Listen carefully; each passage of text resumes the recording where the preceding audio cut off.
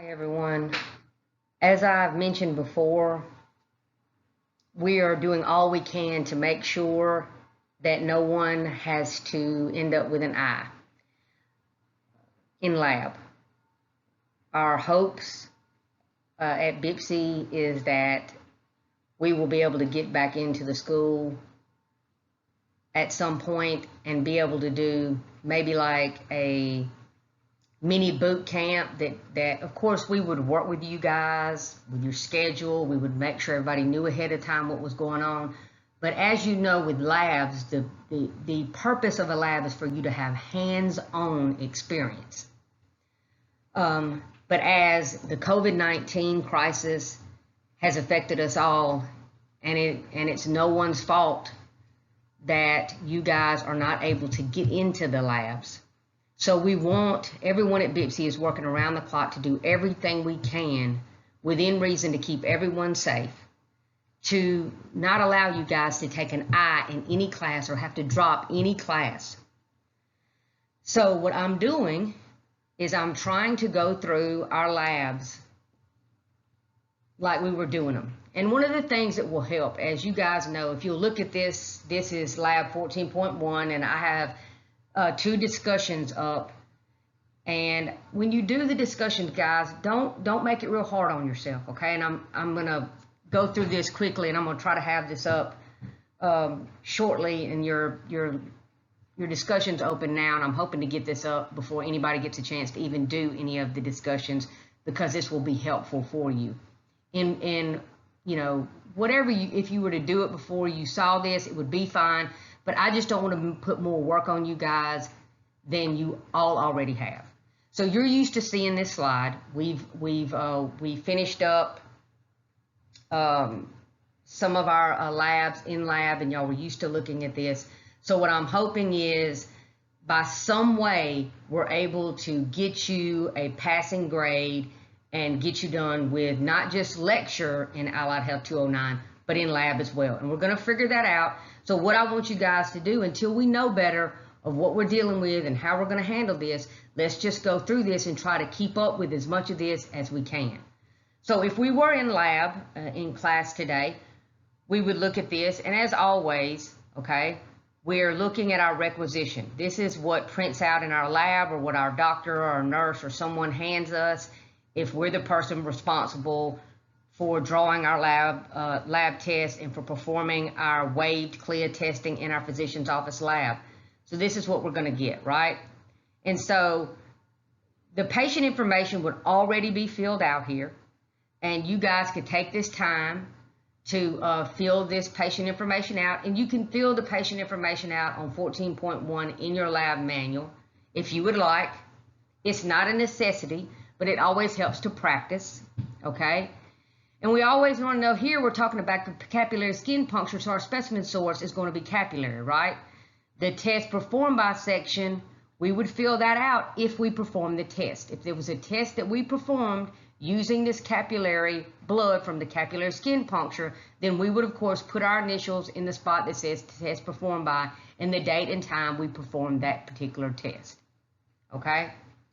So the test that was ordered, and we see that on our requisition, is a hematocrit, okay? And there right out beside it is our reference ranges. And that's how we're going to know whether the results we get on our patient are normal or not. If they fall within those reference ranges of 36 to 55%, then we know our results are normal.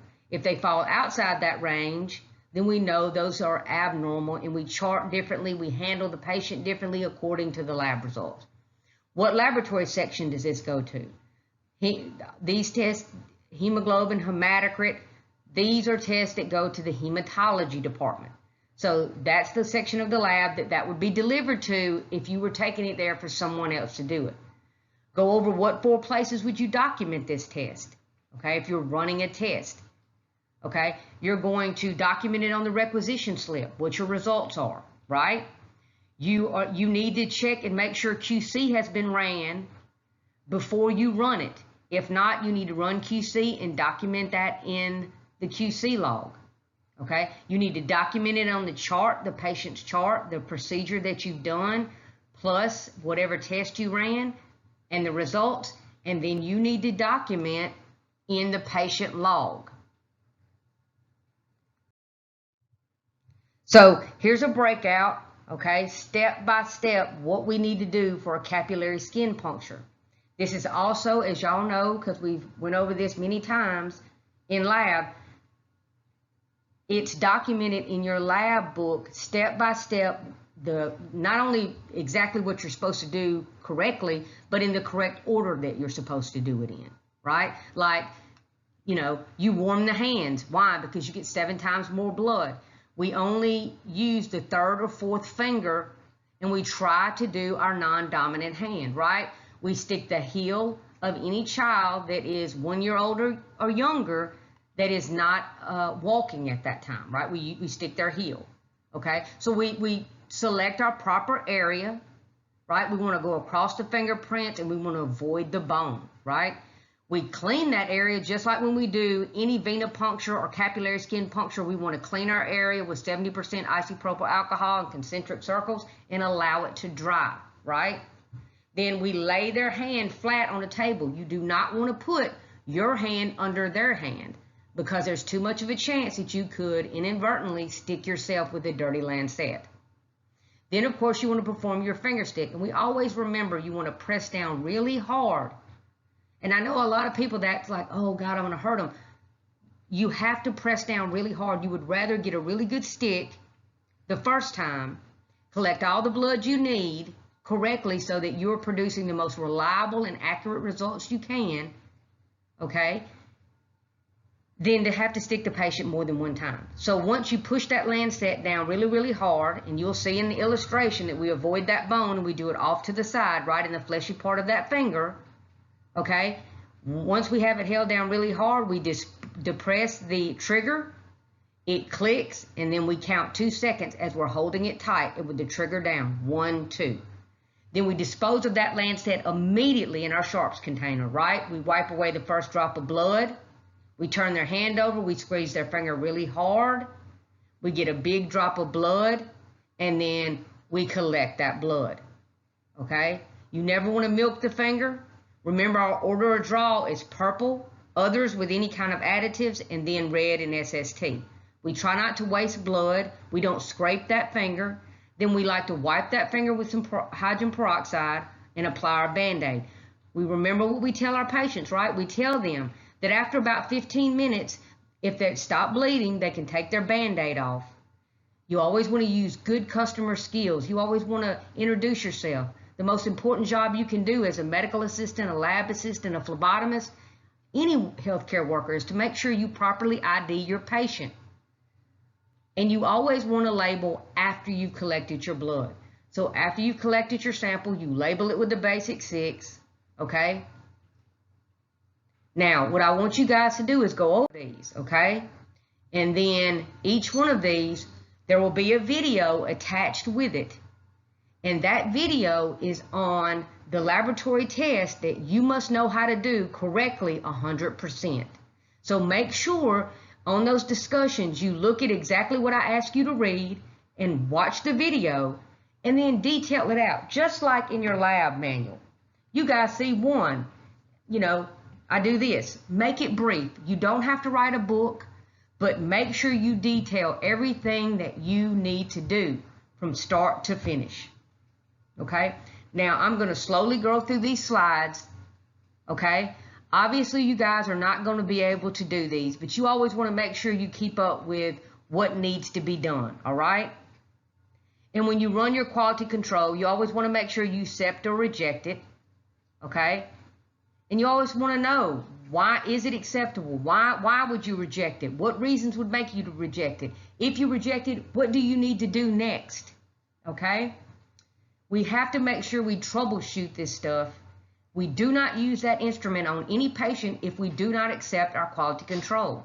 Now, if we figure out that our strips are bad, or that our instrument needed new batteries, or it needed to be cleaned, or we just did something wrong, it was human error, and we repeat our quality control and it comes in range that time, then we can accept it. Then we can use that instrument to test our patient. So talking about the hematocrit and the hematostat, this is just looking at packed cell volume, right? It's the ratio of the volume of packed red cells to the total volume of whole blood. And it's a test for anemia, okay? And the blood is collected in microhematocrit tubes, right? And we talked about this. You want to hold those tubes horizontally as you're collecting them. You don't want to allow any air bubbles in them. And if you get air bubbles in them, we talked about this, and there's some pictures right here of how you wick them out on the desk protector, get that blood back down to the bottom. If you see right here, right, see there's that air bubble, okay? So what we've got to do is get this blood that's down here on this end out onto the desk protector, get this blood before the bubble back down to the end, and then start collecting again, okay?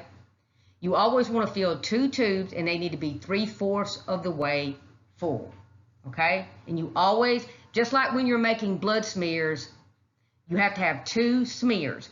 When you're collecting microhematocrit tubes, to check packed cell volume, you have to have 2 tubes 3/4 of the way full with no air bubbles in them.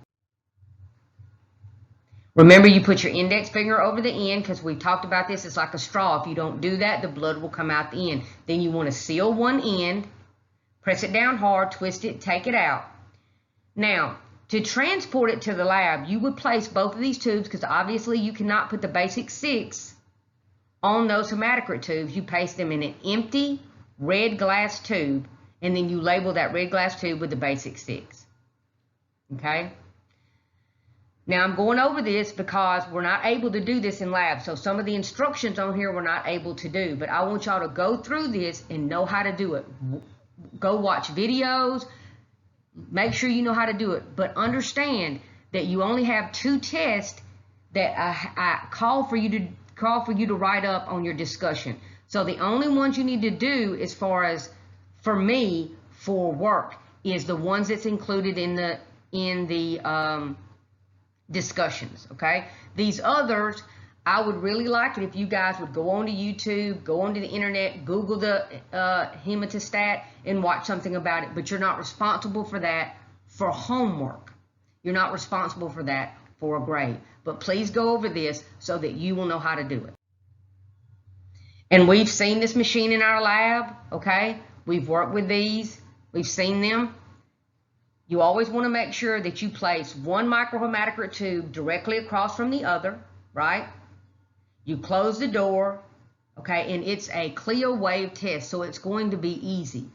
These machines are very easy to do. When you press run, the machine's going to know it needs to spin those tubes down, okay?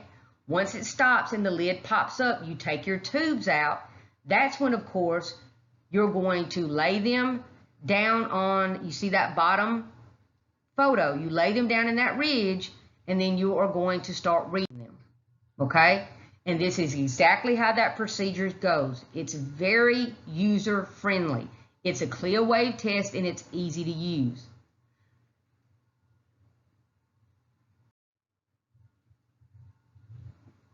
Then, of course, you would read them, both the tubes. And if you look at the example here, one tube was 36% and the other one was 37%. You average the two by adding them together and dividing by 2, okay? And they have to be, both tubes have to fall within 2% of each other, or you must repeat it, okay? Keep that in mind. If your answer comes out with a decimal 0.5, then round up to the next number, okay? You check your reference ranges to see if your patient is normal, and that must be reflected when you chart. So here's an example of what we would do, okay? And then you would record it on your requisition form, record it in your patient log, record it your QC in your QC log, because you always check to make sure your QC has been ran for the day. And if it hasn't, then you were responsible for running it and make sure that it's accepted and falls within range. So here's our hemoglobin on stat site M. This is our mayor one. We want to make sure that this is the one that's on your discussion. And do as I told you. Read your 14.3, go through this, and then watch your discussion and then write it up step by step. What you would do is, if your doctor ordered a hemoglobin on a patient in your physician's office lab, and you guys used the stat site M to run that test. Okay? Now go through this. Make sure you know what you're doing here. That's how we know it's a hemoglobin. It's an X by that hemoglobin. That's the test he ordered. We would write our results in here when we got them. We would look to the reference range to make sure it was normal. If we performed the test, we would do the test performed by. Our specimen source would be capillary.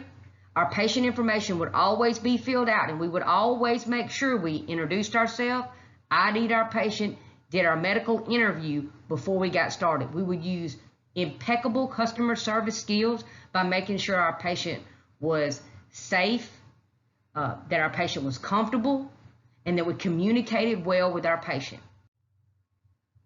So again, make sure you read through all of this, like I told you on the discussion, watch the video, and then complete the discussion per the directions in each of these discussions.